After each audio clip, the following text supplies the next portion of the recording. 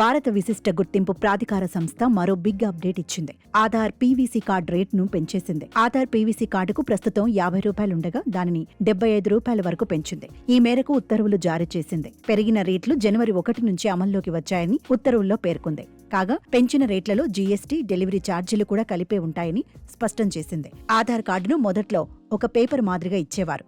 దానికి లామినేషన్ చేసేవారు.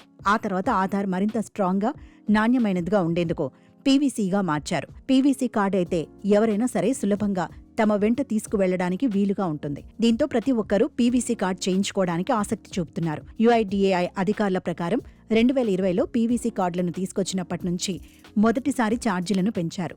Aadhaar PVC card ఉత్పత్తి కోసం ఉపయోగించే మెటీరియల్, ముద్రణ ఖర్చులు, భద్రతా పంపిణీ, లాజిస్టిక్స్ వంటి కార్యకలాపాలకు సంబంధించిన వ్యయాలు భారీగా పెరిగాయని, దీని కారణంగా రేట్లు పెంచాల్సి వచ్చిందని అధికారులు తెలిపారు. వినియోగదారులు మై ఆధార్ వెబ్సైట్లో లేదా ఎం ఆధార్ మొబైల్ యాప్ ద్వారా పీవీసీ కార్డు కోసం ఆర్డర్ చేయొచ్చని తెలిపారు.